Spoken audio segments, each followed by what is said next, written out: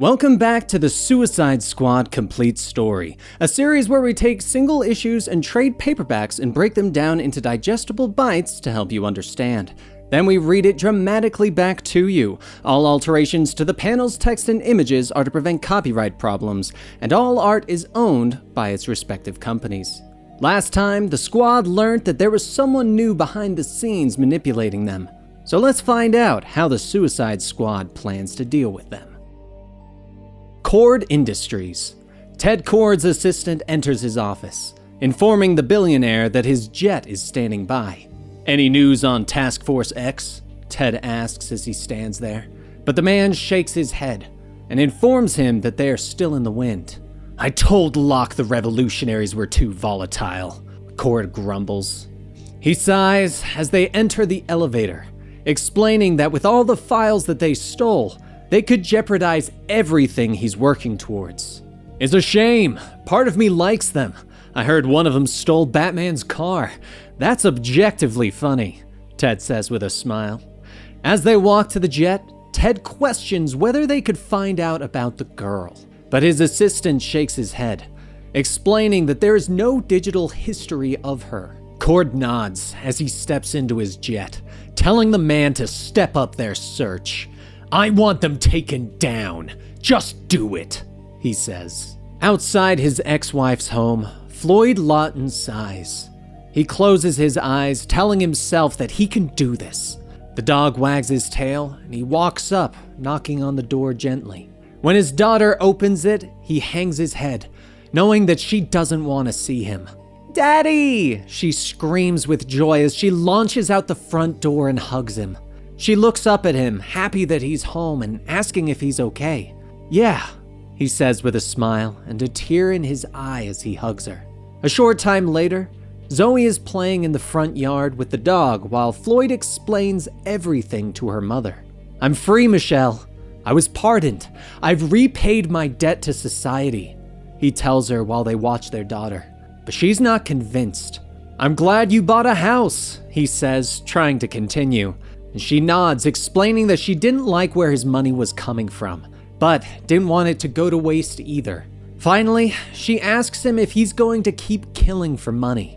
I want to stop, but I don't know what else to do. I'm not good at anything else," he tells her. Zoe comes racing by, grabbing Floyd and dragging him into the house to show him something.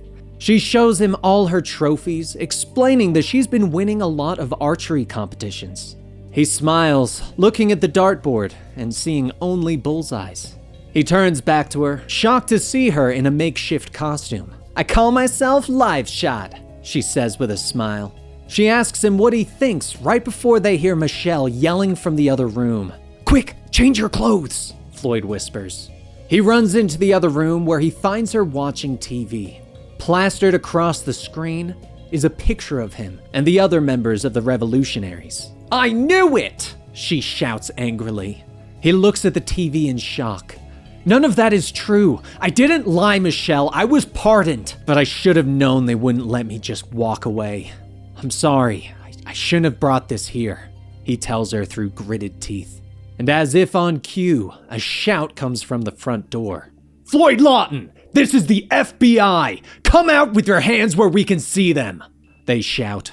Floyd puts down his suitcase, opening it to reveal his weapons and costume. He picks up a Desert Eagle, preparing himself. "Dad, what are you going to do?"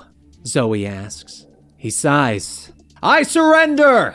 Floyd shouts as he steps out the front door with his hands in the air. The SWAT members shout at him, but Floyd just tells them to all be calm, that the situation doesn't need to get out of hand. But one of them rushes him, kicking him in the back of the knee and dropping him. "Hey, I'm not resisting. You don't have to," he begins. But they kick him in the face and throw him to the ground. He fights the urge to fight back, gritting through the blood in his mouth as he thinks of Zoe. But just then, an arrow flies through the air, hitting one of the SWAT members in the leg. "Leave my dad alone!" Zoe shouts from the front steps with her bow. The dog, now in a costume beside her, one of the officers raises his SMG, ordering her to put down the weapon. "Zoe, put down the bow, kid. I'm okay," Floyd shouts from the ground. He looks to the nervous police, telling them to calm down and give the kid a second. But the cop is too nervous, and Floyd watches as his finger tightens on the trigger. "Don't!" Floyd shouts. He's moving fast, pushing the SMG aside as it fires. He whirls, pulling the weapon from the cop and elbowing him hard in the face. As the cop falls, Floyd pulls the pistol from his holster. He dodges through the air, firing his weapons. But he shoots to wound, not kill. Kneecaps, shoulders, hands, and the police are disabled within seconds. Another arrow lashes out, hitting a cop in the shoulder. She's really good, Floyd thinks, proud of his daughter. But another SWAT officer turns, firing his SMG at her. "Dad!" Zoe shouts in fear. The round streaks across the yard. But suddenly, in a wink of purple, Zoe isn't standing there anymore. They appear in the air, where the Aerie catches them. "Hi, Zoe. I'm Wink, and that's the Aerie. We came as quickly as we could. Lucky we know where to find you. Harley says you're the only thing your dad ever talks about," Wink tells the young girl with a smile. Zoe is shocked as Wink explains that they're friends of her dad's. "I didn't know my dad had any friends," she says shakily. "I'm not sure Floyd even knew he had friends, but he's about to work it out," Wink says. Floyd turns in shock as the revolutionaries' ship hovers down towards them. "Floyd is one of us. You don't get to touch him. Those of you still capable of running should run away," Finn announces to the cops in their minds. As the rest of the team come down, the cops turn and flee as fast as they can. The Aerie lands with Zoe, who runs to her father and asks if he's okay. Floyd doesn't say anything as he turns and goes back into the house. He stops, opening up his briefcase. He's not okay. He trusted the pardon. He let his guard down, and it almost got his family killed. He knows that they won't leave him alone. The door opens, and Deadshot walks back out to rejoin his team. "It's time to kill the Suicide Squad," he tells them. The team hides their flying base, and Osita says that she's seen enough. When Floyd questions her, she asks where his daughter is. "Outside, playing with Dogshot," he explains. "Zoe named the puppy Dogshot? That is the best," Wink says with a smile. Thylacine explains that they've gone through all the intel they've stolen and come up with a conclusion. "We need to put a bullet in Ted Kord's brain," Osita finishes. They gather the team together, and Thylacine begins to run through everything that they've found. "Oh, is this a presentation?" Harley asks from her spot on the floor. "We've provided snacks," Wink tells her as she hands over a bowl of chips. "Thank you. Go on," Harley shouts with glee. They explain that Kord has spent the last 6 months lining the pockets of senators and buying out defense contracts. He also convinced the government to sell him Task Force X. And he also sold submarines to Australia, with the point being to destabilize the South China Sea. The Aerie steps forward and tells them that he's done all of this because he wants her country, Badnesia. Because of what we discovered 10 years ago, they say. Harley munches on a chip. "Okay, I'm invested. What'd you find?" she asks with her mouth full. Thylacine explains that the country found one of the largest oil deposits beneath the earth. Floyd is shocked, explaining that they could sell that and the country would live rich. But the Aerie explains that it would also destroy their country, that their mother wouldn't want this for their country. "We sacrificed a lot to stop this. It's why I have wings," they explain. Harley shovels another handful of chips into her mouth. "You mind backing up a bit? I think I missed something vital there," she says between the bites. Aerie explains that they were kidnapped 5 years ago. Their kidnappers demanded that Badnesia agree to trade talks within the area, but their mother wouldn't give in to the demands. When it became clear that the kidnappers could do nothing with them, the Aerie was sold to the Post-Human Project, who began experiments.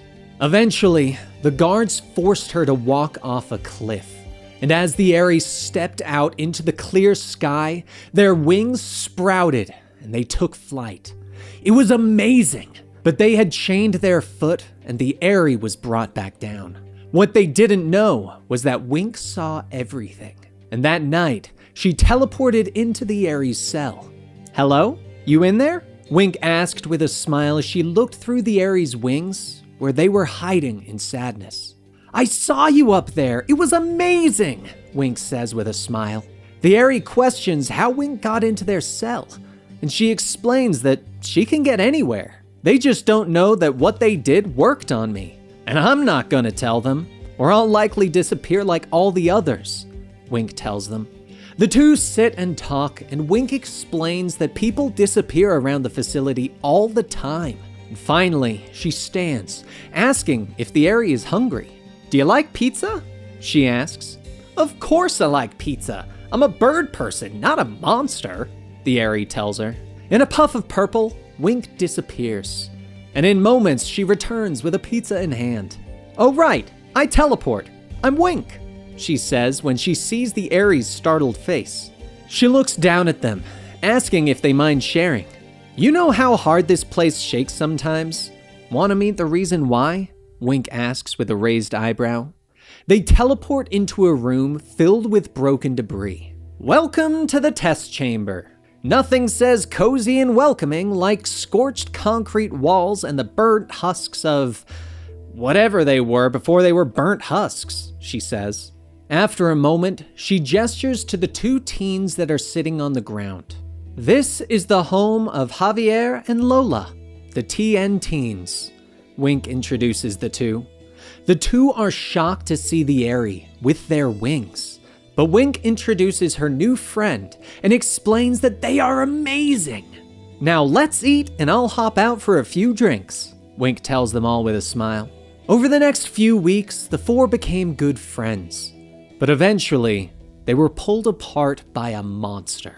One day, the test chamber was invaded by Amanda Waller, flanked by Killer Croc and KG Beast.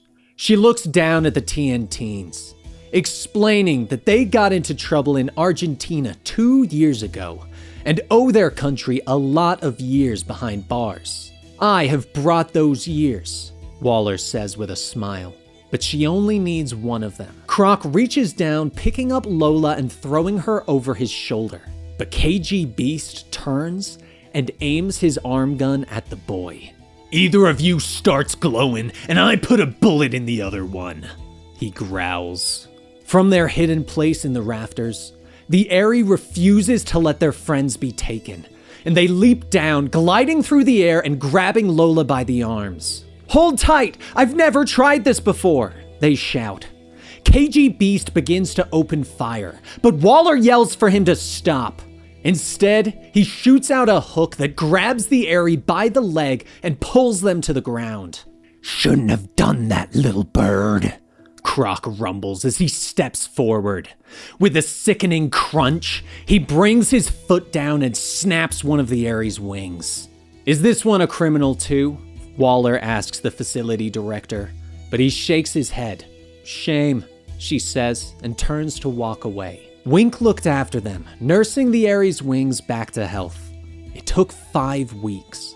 And finally, Wink appeared in their cell, explaining that they were leaving. She explains that she can only teleport so far from the island. "I've never flown beyond the length of the chain," the Aerie explains. "I know, but I believe in you," Wink tells her.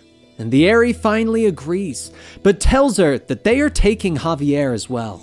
They teleport past the island, with the Aerie quickly gaining their balance and flying them to freedom. Behind them, though, a jet appears. Missiles line up and snap into place, locking on. "Keep flying. It's okay. I'm not scared anymore," Wink tells them. She disappears in a flash, appearing once more in the cockpit of the jet. "Hi, I don't like you," she says. They teleport out of the jet and both begin to fall through the air. But the Aerie is there, catching Wink. She looks at them, love in her eyes. And that's when she gives the Aerie their name. They both lean in, kissing for the first time. This is beautiful, but it's also super awkward. Javier tells them from his place on the Aerie's other side, and the backstory ends. Yay! The middle sucked, but that ending! Harley claps as the Aerie finishes their story. Floyd thinks about it, working out that Cord is trying to rule Badnesia so that he can have an instant empire. Osita nods, trying to figure out his next move. Well, if he's been buying the islands around it, why not just get rid of the whole country? Harley asks. But Osita shakes her head, not knowing how he would get rid of a whole country. But suddenly, Floyd's eyes widen. The big one in the basement! He shouts. He explains that Waller used to talk about the big one in the basement. He also assumed that it was just a large metahuman. But what if it's a bomb? He asks. In his base, Ted smiles at Lola, asking how she's doing. He keeps her in a suspended tank, not allowing her to explode. It'll all be over soon. Almost the big day, he says with a smile. And another tank sits nearby. Someone will stop you. It's only a matter of time, the voice calls. Someone? You couldn't come up with a more specific threat? It's okay. I'm almost done with you too, Ted says, and walks out the room. And that is the cliffhanger I'm going to leave you guys on this time. Next time, we will be concluding the Tom Taylor Suicide Squad run. And I hope you guys enjoyed this video, and if you did, please be sure to give it a like, subscribe to the channel, and click that bell icon to get notifications when new videos go live. If you want to support us even further, you can also head over to our Patreon at patreon.com/Comicstorian, where you can help support us and help decide what goes on the channel. Thank you guys so much for listening and watching today, and I will see you all next time.